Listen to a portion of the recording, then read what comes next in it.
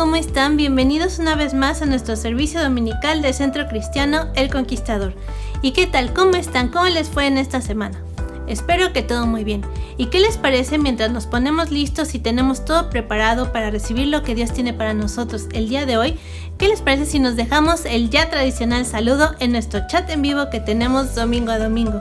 Recuerden que también pueden dejar sus peticiones de oración y sus comentarios sobre la predicación. Y también les quiero invitar a que si se quieren contactar con nosotros lo pueden hacer al correo contactoelconquistador@gmail.com. Y bueno, si ya está la familia reunida, ya tenemos todo listo, ¿qué les parece si iniciamos con nuestro servicio?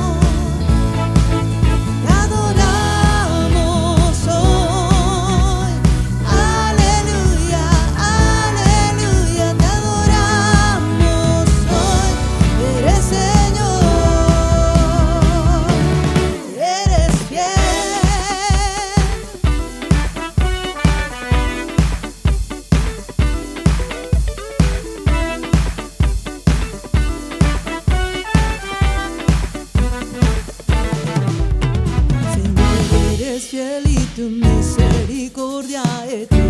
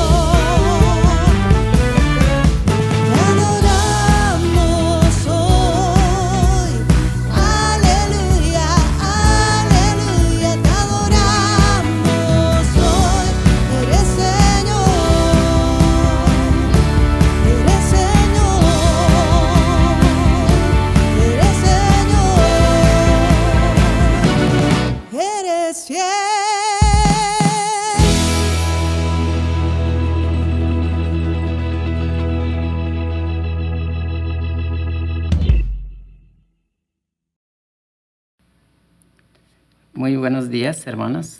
Me da mucho gusto estar aquí y saber que estamos unidos en el Espíritu para conocer más de Dios, de su palabra. Les quiero invitar para que oremos para que el Señor se glorifique en este día. Te damos gracias, Señor, por este día que tú nos permites estar aquí. Gracias te doy, Señor, por mi vida, por la vida de mis hermanos, por tu iglesia, Señor. Que tú puedas hablar, Señor, a nuestro corazón, a nuestro espíritu, que tú puedas abrazar a cada uno de mis hermanos, Padre, llenarlo de tu palabra.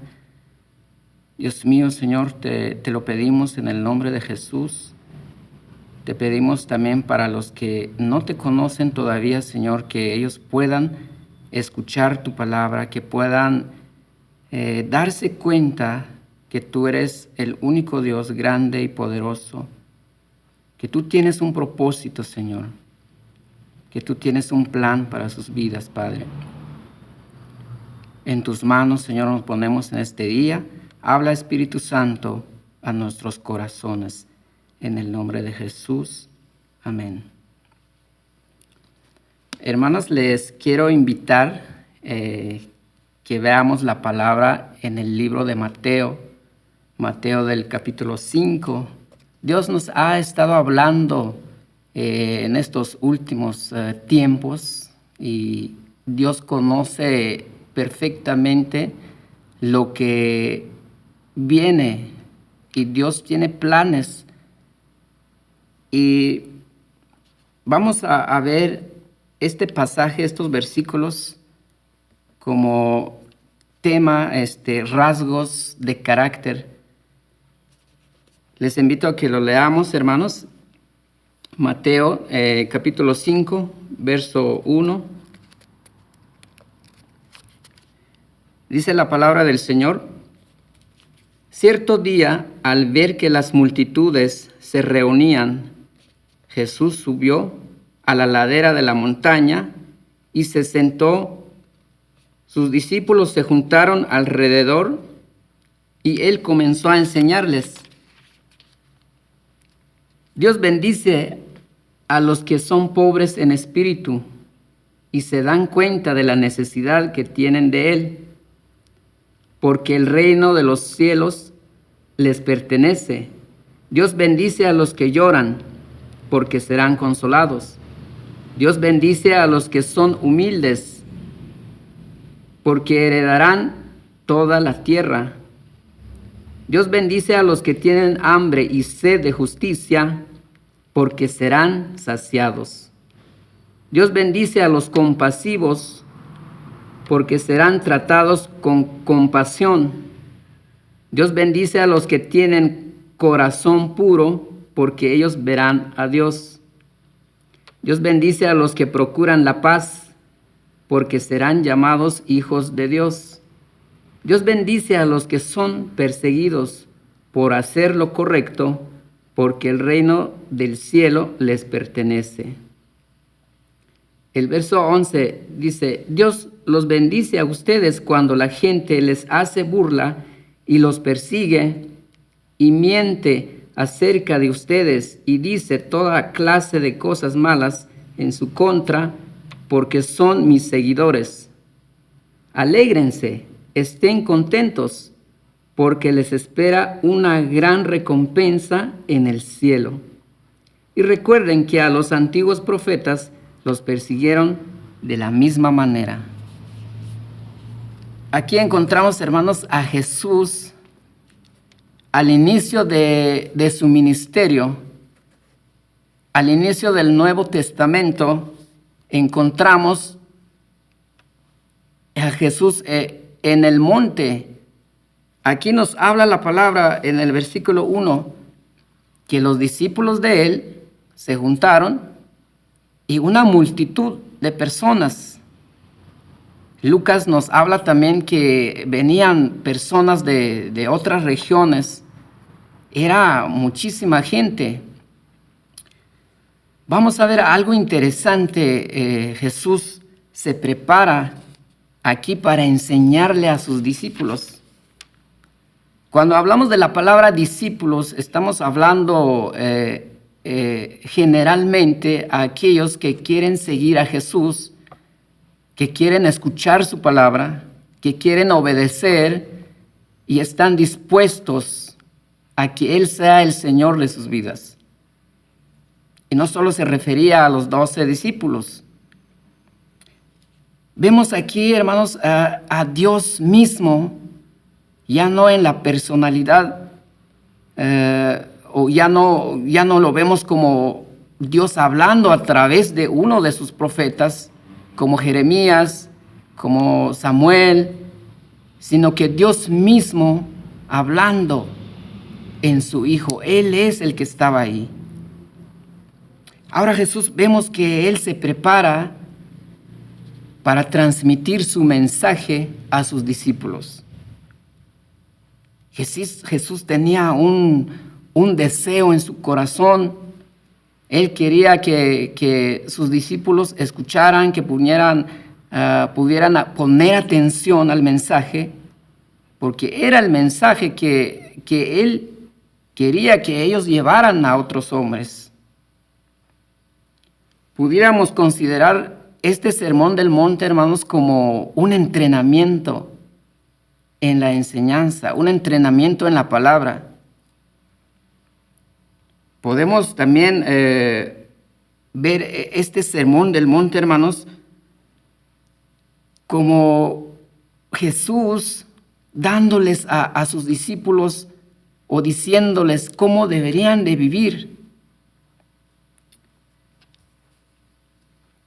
Vamos a ver lo que es la primera parte del sermón del monte. Y la primera parte se trata de las bienaventuranzas. Las bienaventuranzas significan las bendiciones.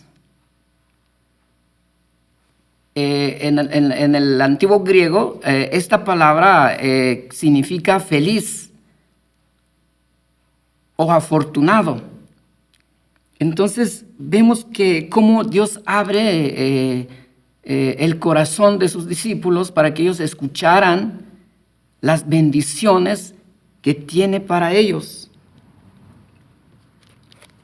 Estas bienaventuranzas significa feliz, pero en el sentido verdadero, en el sentido piadoso. Es un gozo, una alegría, no como en el sentido hoy en día o moderno cuando decimos soy feliz por un cierto tiempo. No, este gozo era algo interno, era algo que viene de Dios. ¿Por qué? Porque tenemos a Jesús como nuestro modelo a seguir y Él es el que nos enseña y nos está preparando. Quiere forjar en nosotros ese carácter, el carácter de Jesús mismo en nosotros. Entonces podríamos decir que es como la enseñanza del diario vivir. A veces nos preguntamos nosotros, ¿cómo podemos tener éxito en el reino de los cielos? ¿Cómo sería? ¿Cómo podría yo vivir? Si fuéramos con los grandes sabios y les pidiéramos consejos de cómo vivir y juntar todo eso y ponerlo en una balanza o ponerlo a prueba, ¿qué pesa más o cuál es la esencia? Tal vez nos quedaríamos con una imitación de este gran mensaje de Jesús. Vemos entonces, número 1, el primer llamado que Él nos hace es tener un espíritu pobre. Él promete bendiciones cuando nosotros tenemos una pobreza espiritual. ¿Qué quiere decir esto? Tal vez una pobreza espiritual, hermanos, no es que no tengamos ningún valor, no es que seamos insignificantes, sino que pobreza espiritual es cuando nosotros reconocemos que no tenemos nada nada espiritualmente. Cuando decimos yo no tengo nada, necesito de Dios. Cuando el discípulo dice realmente no soy nadie, o sea, no tengo, soy pobre. Y ese es ese espíritu que Jesús quiere que nosotros tengamos todos los días. Es un espíritu pobre. Tan pobre dice la palabra que tenemos que mendigar. ¿Y cuál sería la recompensa? La recompensa es el reino de los cielos. Dice, Dios bendice a los que son pobres en espíritu y se dan cuenta de la necesidad. ¿Cómo nosotros nos damos cuenta que necesitamos de Dios? Esto no viene por nuestra propia fuerza. Esto tiene que ser trabajo del Espíritu Santo y también nosotros cooperar. Podemos ver un gran ejemplo en la vida de Zaqueo.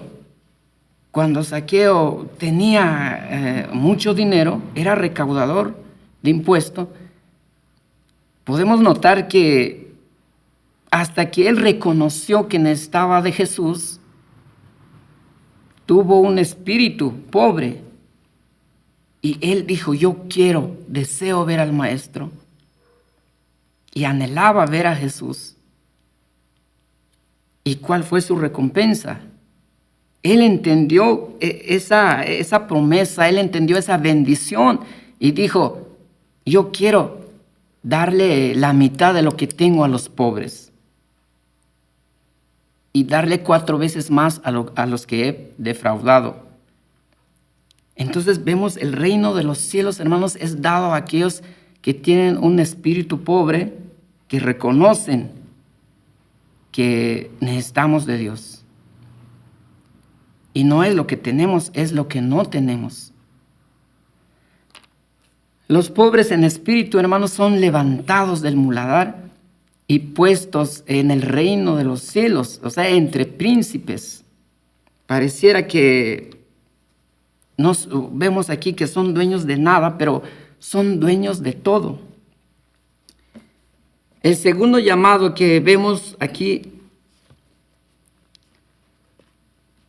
dice, Dios bendice a los que lloran.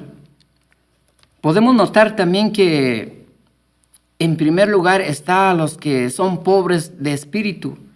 Podríamos decir que esto es como un escalón, el primer peldaño, porque después de que nosotros hemos reconocido que necesitamos de Dios, viene un llanto profundo acerca de nuestro estado caído. Y decimos, y nos damos cuenta que hemos fallado a Dios. Y Jesús habla aquí de un llanto profundo. No es un llanto por casualidad, por nuestro pecado, sino que es un llanto que produce arrepentimiento. Y esto Dios lo permite en nuestra vida para que sea parte de nuestro proceso. Este llanto es parte del camino, no es parte del destino. Este es lo que hace Dios en nosotros. Podemos ver aquí un ejemplo, cómo son consolados los que lloran. Se acordarán ustedes de una mujer cuando Jesús entra en la casa de Simón. Y aquella mujer que tenía fama de pecadora, y ella llega a los pies de Jesús y con sus lágrimas y con su cabello dice que secaba los pies del Maestro. Aquí podemos ver a Jesús cómo le da consuelo a los que lloran. Este primer punto que vimos, esto nos ayuda a que todos los demás vengan, porque es el primer contacto que hacemos entre nuestra alma y con Dios.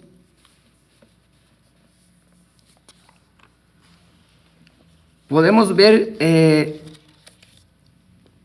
el tercer llamado los humildes o mansos.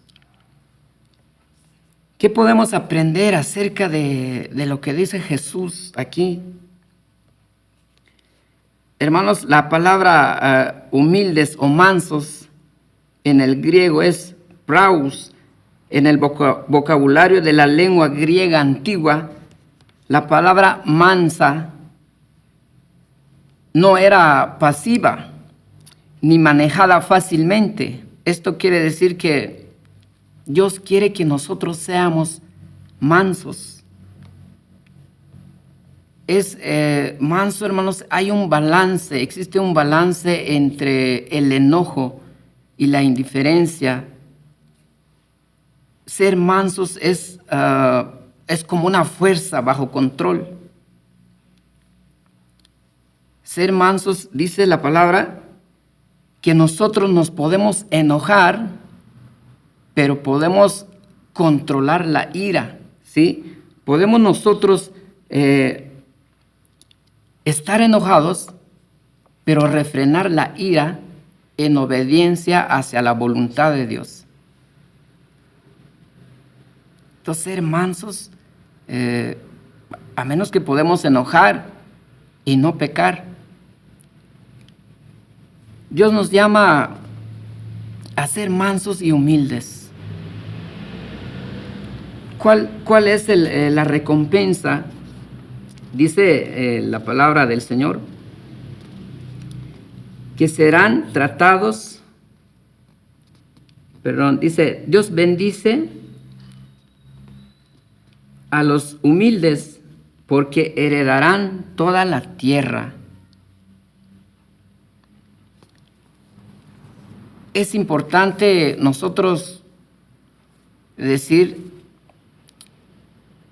y ver todas las cosas que Dios tiene, la tierra, por ejemplo, que somos herederos de toda la tierra. Cuando nosotros somos mansos, somos humildes con otras personas, tenemos en mente que nosotros tenemos una recompensa. La pregunta es, ¿demostramos nosotros esa humildad? ¿Tenemos mansedumbre? Tenemos grandes ejemplos como Jesús mismo. Él dijo, aprendan de mí que soy manso y humilde. Vemos la autoridad de Jesús, el Hijo de Dios, y vino aquí a vivir entre los hombres. Y vino a servirnos, vino a servir. Vemos esa humildad, vemos esa mansedumbre, esa autoridad. Él tenía ese poder, esa fuerza, pero vemos que él era manso. Tenemos un gran ejemplo también, Moisés. Vemos a Moisés cómo obedeció a Dios, cómo tenía esa relación con Dios y a la vez estaba con el pueblo de Israel, pero no se enojaba, era una fuerza bajo control. Esto es lo que Dios nos llama a hacer, que seamos mansos, que seamos humildes. En cuarto lugar, encontramos a los que tienen hambre y sed de justicia. Los que tienen hambre y sed de justicia son aquellos que anhelan. Dios quiere que nosotros anhelemos, que no nos quedemos y que no podemos decir, que no nos quedemos conforme que Dios ya nos ha perdonado. Podemos ir más allá, podemos anhelar la justicia de Dios, como cuando nosotros anhelamos la comida, cuando nosotros tenemos hambre, cuando tenemos sed. Entonces esto puede ser una pasión intensa, puede ser una pasión real, como lo que es el hambre es tan real en una persona. anhelar, hermanos, tener una naturaleza justa. Es lo que Dios quiere que nosotros seamos, que podamos transmitir a las personas, que podamos transmitir a nuestra familia, a nuestros hijos, ese deseo de que veamos nosotros la justicia de Dios aquí en la tierra.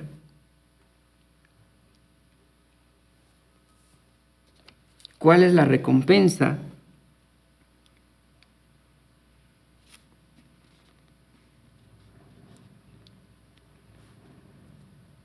Vemos el quinto llamado, hermanos,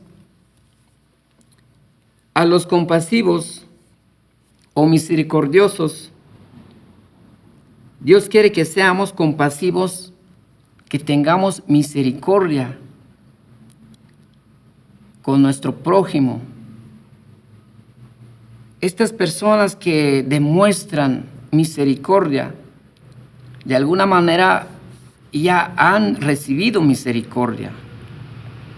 Hermanos, cuando nosotros tenemos un espíritu pobre es porque por misericordia hemos alcanzado y nos hemos dado cuenta de eso. Cuando hemos recibido consuelo, hemos recibido misericordia.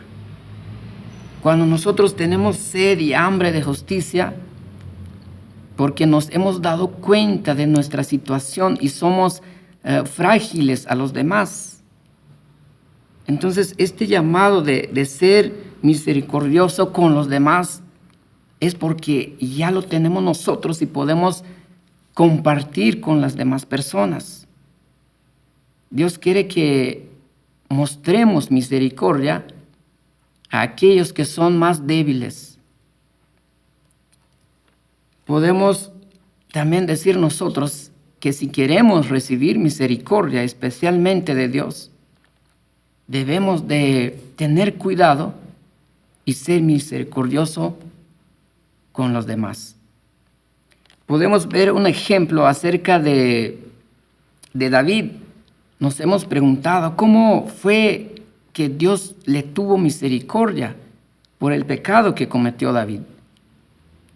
Pero si nosotros estudiamos la vida de David antes, él tuvo misericordia con Saúl y fueron varias oportunidades, pero él dijo que no haría daño al siervo de Dios, al ungido de Dios. Entonces mostró esa misericordia David, la cual podemos decir el misericordioso alcanzó misericordia. Los de corazón puro, el sexto llamado, esto habla de una rectitud en el corazón, una honestidad y una sinceridad, una claridad. Dios quiere que nosotros seamos sinceros de corazón. También puede ser que se trata de un corazón puro, la cual que nosotros nos apartemos del pecado.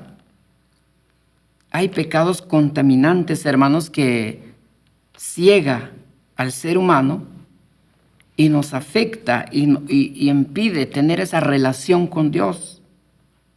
Y no podríamos ver a Dios. Entonces los de corazón puro son más libres de estas contaminaciones, como por ejemplo la opresión, el engaño, la lujuria. Son pecados que contaminan, que pone como una venda, y eso nos impide tener un acercamiento hacia Dios. Pero ¿cuál es la recompensa de estos corazones limpios, puros? Dice que ellos verán a Dios. Los de corazón puro, si nosotros tratamos de tener ese corazón para el Señor, podemos ver a Dios a través de la fe, tener esa relación con Dios, ese contacto con Dios directo. Y después veremos al Señor cara a cara. Esto es lo que Dios quiere que nosotros seamos. que tengamos ese corazón, no un corazón dividido, sino que un corazón que está dispuesto, que sea sincero al servicio de Dios. Vemos a los que procuran la paz. Es un llamado a vencer, hermanos, el mal con el bien. ¿Cómo nosotros vencemos el mal con el bien? Dios nos llama a que nosotros vivamos en paz, que nosotros llevemos esa paz, que seamos como personas que producen esa paz. ¿Y cómo lo haríamos? Es a través del Evangelio. Dios nos ha dado el Evangelio para que nosotros podemos compartir con las personas.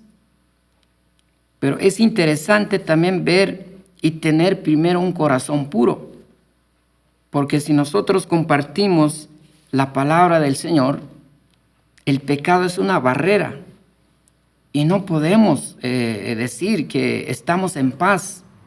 Nuestra paz no puede ser una alianza con el pecado. Es interesante ver, hermanos, cómo Dios nos ha encomendado el ministerio de la reconciliación. Vamos a ver un pasaje en 2 de Corintios,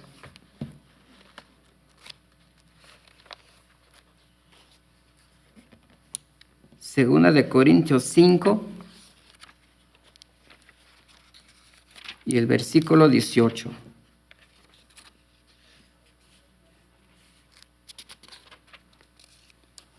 Dice así la palabra: y todo esto es un regalo de Dios, quien nos trajo de vuelta a sí mismo por medio de Cristo. Y Dios nos ha dado la tarea de reconciliar a la gente con Él. Pues Dios estaba en Cristo reconciliando al mundo consigo mismo, no tomando más en cuenta el pecado de la gente, y nos dio a nosotros este maravilloso mensaje de reconciliación. Así que somos embajadores de Cristo. Dios hace su llamado por medio de nosotros. Hablamos en nombre de Cristo cuando le rogamos, vuelvan a Dios. Pues Dios hizo que Cristo, quien nunca pecó, fuera la ofrenda por nuestro pecado, para que nosotros pudiéramos estar en una relación correcta con Dios por medio de Cristo. Entonces, hermanos, es nuestra tarea de llevar el precioso evangelio a las personas, a nuestra familia, que ellos se pudieran reconciliarse con Dios, que se han apartado de Él, que lo han ofendido. Es nuestra tarea de llevar el evangelio. Vemos, hermanos, todo lo que Jesús nos habla aquí en las bienaventuranzas es un carácter, es el carácter de Él mismo en nosotros. Podemos decir que es el reinado de Jesús en nosotros. Y tiene que ver cuando Jesús dijo: arrepiéntense de sus pecados porque el reino de Dios se ha acercado. Vemos el reinado de Jesús, hermanos, en nosotros. Es un llamado que a nosotros nos hace cómo debemos de vivir todos los días. Vamos a leer el versículo 11 y 12 en el libro de Mateo, donde dice: Dios bendice a ustedes cuando la gente les hace burla y los persigue, y miente acerca de ustedes y dice toda clase de cosas malas en su contra, porque son mis seguidores. Aquí Jesús recalca que Dios bendice cuando son, dice, maltratados, cuando les hace burla. Es interesante ver el último versículo donde dice: Estén contentos porque les espera una gran recompensa en el cielo. Y recuerden que a los antiguos profetas los persiguieron de la misma manera. Dios nos promete una bendición tan grande. Él dice, alégrense. En otras palabras, Jesús dice, salten de alegría, gócense, porque les espera una gran recompensa en los cielos. Jesús estaba preparando a sus discípulos y Él quería que ellos elevaran sus ojos a las cosas que están allá arriba. Y les dice, así persiguieron a los profetas. Y esto nos habla a nosotros hoy en día y nos dice que estamos en el mando correcto. Así que debemos de alegrarnos, gozarnos. Si la gente nos hace burla, si nos persiguen, debemos de gozarnos, hermanos, porque hay una gran recompensa. Todo lo que vimos que Dios tiene para nosotros, herederos del reino de los cielos, vamos a heredar la tierra. Son bendiciones grandemente. Hoy en día, hermanos, ¿cómo vemos la persecución? ¿Cómo lo vemos? Cuando Jesús les decía a sus discípulos, alégrense cuando la gente les dice cosas malas, cuando son perseguidos por mi causa. No pasó mucho tiempo cuando sus discípulos fueron perseguidos, cuando la iglesia primitiva los persiguieron. Ahora, hoy en día, ¿cómo nosotros vemos la persecución? Tal vez vemos en la manera que el mundo se opone a los valores, al carácter que vimos en las bienaventuranzas. No está de acuerdo con los principios de Dios. La maldad y el pecado, hermanos, está avanzando hoy en día. Podemos decir nosotros cómo vemos la maldad, cómo vemos el mundo que se está corrompiendo. Hay muchas cosas que hoy en día se está viviendo. Y no podemos quedarnos así, viéndolo nada más. Debemos de estar conscientes quiénes somos nosotros. Tenemos una identidad, estamos aquí con un propósito. ¿Qué estamos viviendo hoy en día en el mundo entero? Estamos viviendo muchas cosas. Y sabemos que el príncipe de este mundo lo que quiere es destruir a las familias. Tenemos como un ejemplo, por ejemplo, la ideología de género se está avanzando. ¿Y qué estamos haciendo nosotros como iglesia, como discípulos? Aquí es donde encontramos que Jesús define a sus discípulos. Y en el versículo 13 y 14, hermanos, les dice, ustedes son la sal de la tierra. ¿Qué quiso decir Jesús o qué quiere decirnos cuando dice, ustedes son la sal de la tierra? ¿Qué es la sal? En los tiempos de Jesús, hermanos, la sal era considerado muy valioso, tenía un valor muy importante. Tan valioso era que algunos soldados romanos eran pagados con sal. Y es ahí donde viene la palabra salario. Entonces Jesús nos ve como la sal. ¿Por qué? Porque la sal también, hermanos, es usado para que los alimentos no se pudrieran. Es usado, hermanos, en las carnes para que pudiera durar más y pudiera darle sazón a la comida también, darle un sabor. Entonces Jesús nos ve como sal a nosotros. En otras palabras, les dice a sus discípulos, ustedes son valiosos.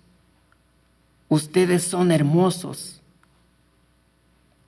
ustedes son preciosos, dice Jesús.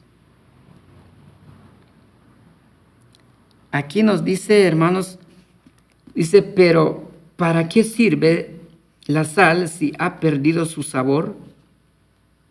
¿Pueden lograr que vuelva a ser salada?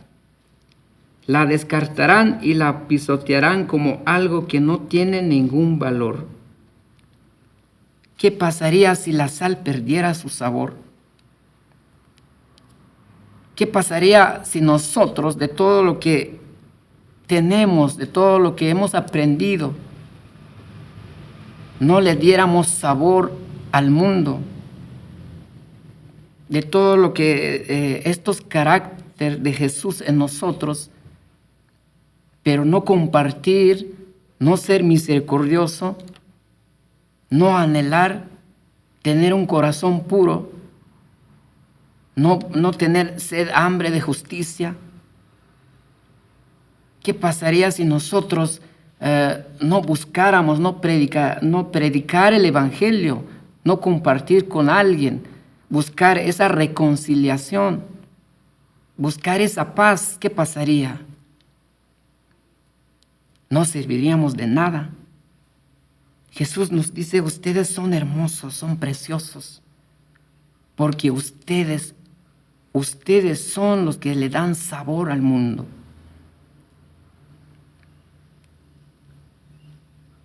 Y este es lo más precioso que Jesús nos dice, hermanos. Jesús no nos dice que nos convirtamos en sal. Dice Jesús que lo somos.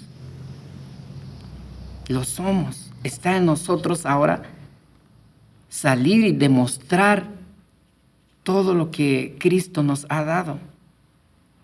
Decidir salir del salero, como nos comentaba nuestra pastora Nina la semana pasada. Salir del salero, hermanos, y hacer esa diferencia, marcar esa diferencia. Mostrar ese sabor del cristianismo al mundo entero. Jesús nos llama también, hermanos, en el versículo 14, nos dice, ustedes son la luz del mundo, como una ciudad en lo alto de una colina que no puede esconderse. Nadie enciende una lámpara y luego la pone debajo de una canasta. En cambio, la coloca en un lugar alto, donde ilumina a todos los que están en la casa. De la misma manera, dejen que sus buenas acciones brillen a la vista de todos, para que todos alaben a su Padre Celestial. Jesús también les dice a sus discípulos y nos dice a nosotros, ustedes son la luz del mundo. Hermanos, esto es una gran responsabilidad que Jesús nos da, porque Él tomó este título cuando llegó al mundo. Él fue luz al mundo, cuando Él caminó, y Él sigue siendo luz, pero es a través de nosotros. Y nos dice, ustedes son la luz del mundo. ¿Por qué seríamos luz del mundo? Porque el mundo, hermanos, está caminando en una densa oscuridad y no puede ver. Se puede tropezar y romperse la cabeza en cualquier momento. Depende de nuestra luz, depende de nosotros.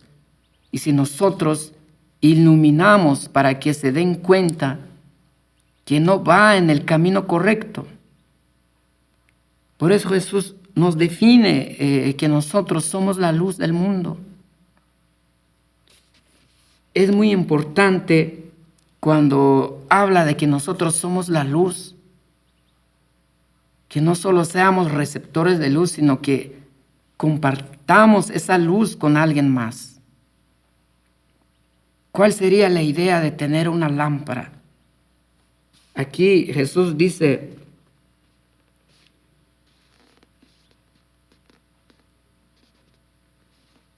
como una ciudad en lo alto de una colina que no puede esconderse. Nadie enciende una lámpara y luego la pone debajo de una canasta. Dice, en cambio, la coloca en un lugar alto donde los ilumina a todos los que están en la casa. Aquí tal vez Jesús nos está diciendo que no podemos escondernos. Tal vez no podemos esconder esa luz. Eso es lo que hay en nosotros. Debemos de compartir con las demás personas. Que sea notorio nuestra luz. Ahora dice, que sea puesto, dice, en un lugar que es colocado en un lugar alto, donde ilumine a todos. Esto pudiera hacer que nuestra luz, hermanos, sea en un lugar puesto, en un lugar alto, donde vean las demás personas. Y que no nos vean que hacemos buenas obras, que no nos vean a nosotros en absoluto, que vean a Dios en nosotros, que vean a Cristo en nosotros a través de nuestras buenas obras. Cuando nosotros ponemos esa luz en un lugar alto, la intención es que ilumine en cualquier parte. Y no podemos esconder esa luz que hay en nosotros. Dios nos llama a nosotros que seamos valientes. Tal vez nos podemos meter en problemas, sí, pero está en nosotros compartir esa luz. Dios nos llama a que seamos valientes y que no seamos cobardes, que salgamos del salero, que seamos luz. ¿Qué querrá decir Jesús cuando dice que toda la casa sea iluminada? Muchas veces nosotros iluminamos en otro lugar, pero en nuestra casa, en nuestra familia, no está esa luz. O por ejemplo, los esposos a veces iluminamos en un lugar nada más, pero con nuestros hijos o la esposa no iluminamos esa luz. Tal vez somos como amables, apacibles con ciertas personas, pero con otras personas no, o tenemos favoritismo. No, dice que toda la casa sea llena de luz. O la esposa, tal vez con el esposo no le da la luz. Tal vez con otras personas se muestra amable, pero con el esposo no. Entonces Dios nos dice que nuestra luz ilumine toda la casa. Todo se refiere a que nuestra luz vean las personas, que vean a Cristo en nosotros y que glorifiquen a Dios. Ese es el propósito de nuestra luz. Hermanos, esto es muy importante lo que Jesús nos llama a hacer. Ahora, no se trata de no solo ser cobardes, hermanos, y tomar esa responsabilidad y conocer quiénes somos nosotros, o sea, conocer nuestra identidad. Se trata también de que conozcamos que nuestra carrera es una carrera larga, que la vida cristiana no es como decir, qué bendición, conozco a Dios, conozco a Cristo y puedo gozar de grandes bendiciones. Se trata, hermanos, de compartir, se trata de ser sal y luz. Les invito en el libro de Hebreos, del capítulo 11 y en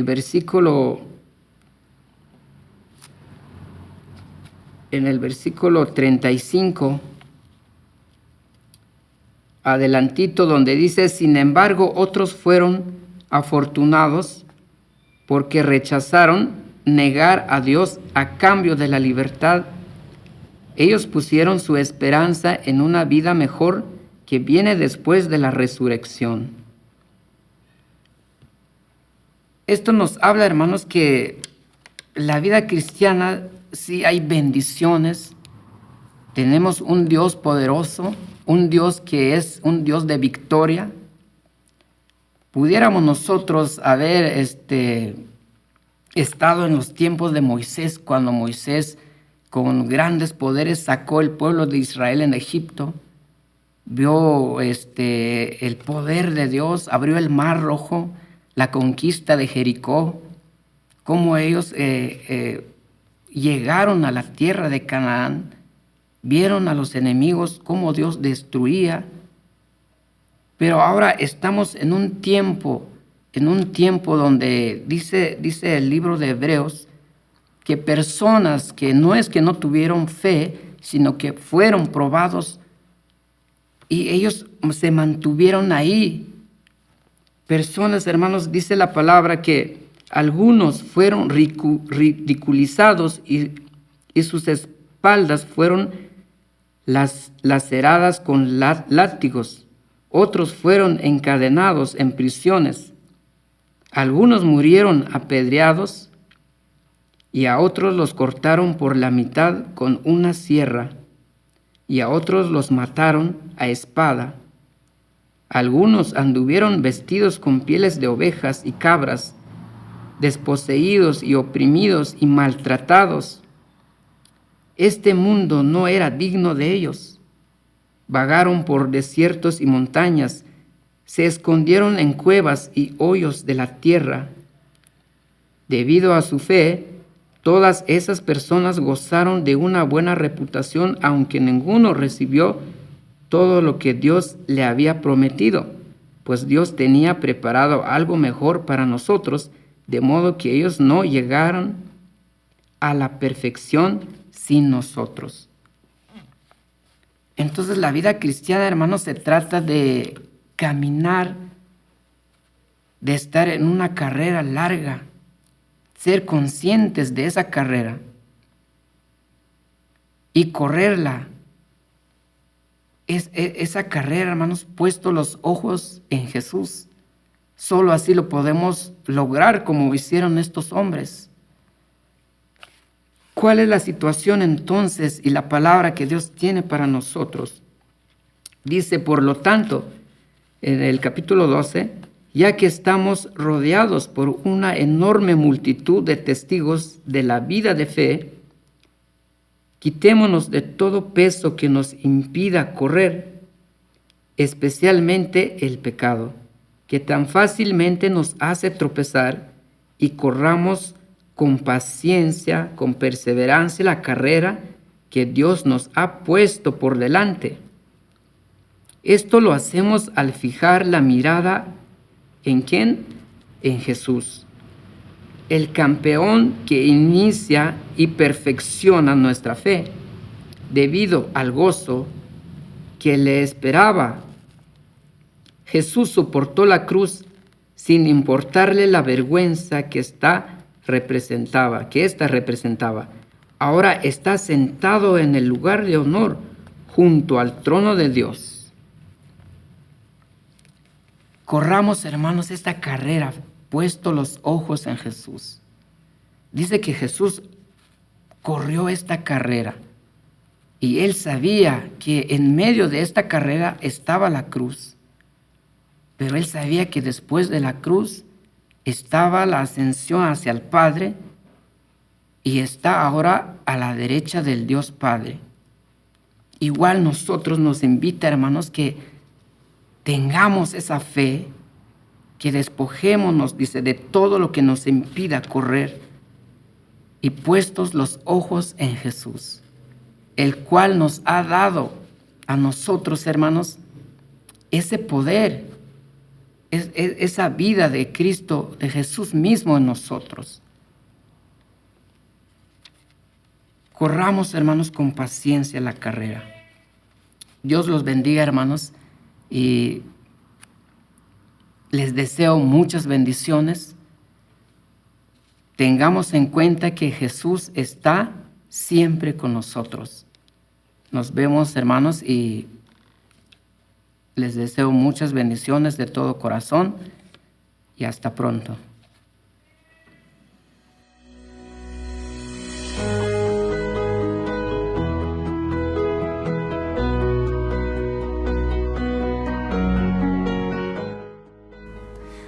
gracias a nuestro hermano Ricardo Huercas por esta palabra.